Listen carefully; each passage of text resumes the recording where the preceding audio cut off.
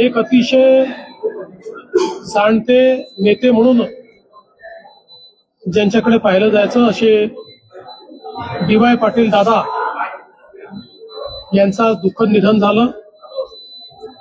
आपल्या सर्वांनाच कल्पना आहे की राजकारण, सहकार, शिक्षण, उद्योग या प्रत्येक क्षेत्रात अतिशय गुणात्मक कार्य हे डी.वाय. दादांनी उभं केलं आणि विशेषतः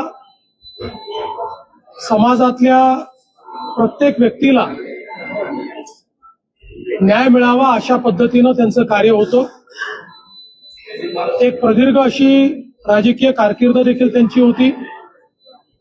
नगरसेवक, आमदार इथपासनं तर बंगाल, बिहार आणि त्रिपुरा या राज्याचे राज्यपाल म्हणून देखील त्यांनी कार्य केलं. आपल्या विविध संस्थांच्या माध्यमातून एक मोठं शिक्षण क्षेत्रातलं साम्राज्य त्यांनी उभं केलं. सहकार क्षेत्रात अतिशय उत्तम काम केलं, उद्योग क्षेत्रात काम केलं आणि सगळ्यात महत्वाचं अजात शत्रू अशा पद्धतीचं त्यांचं व्यक्तिमत्व होतं.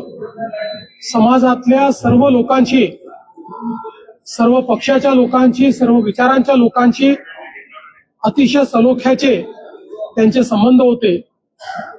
मला देखील अगदी जवळून त्यांच्याशी संपर्क ठेवता आला आणि निश्चितपणे त्यांचं जे व्यक्तिमत्व होतं ते अगदी हवंहवंसं वाटणार अशा प्रकारचं व्यक्तिमत्व होतं.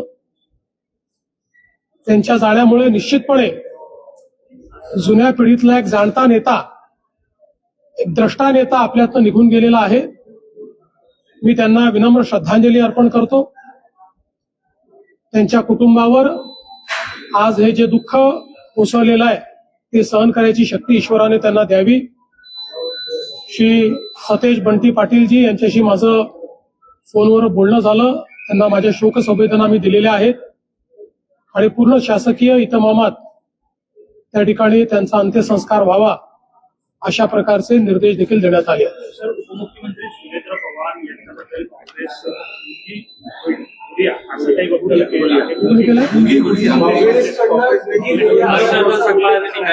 मला असं वाटतं की अतिशय खालच्या स्तरावर हे उतरलेले आहे. मुळामध्ये यांना कुठलाही रिस्पॉन्स मिळत नाही, कोणी विचारत नाही. त्यामुळे न्यूजमध्ये येण्याकरता अशा पद्धतीचं काम चाललेलं आहे.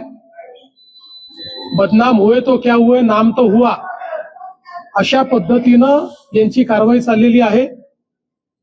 आणि मला असं वाटतं की महाराष्ट्राच्या राजकीय संस्कृतीत इतक्या खालच्या स्तराला जाणारे हे आता आपल्याला पहिल्यांदाच पाहायला मिळत आहे.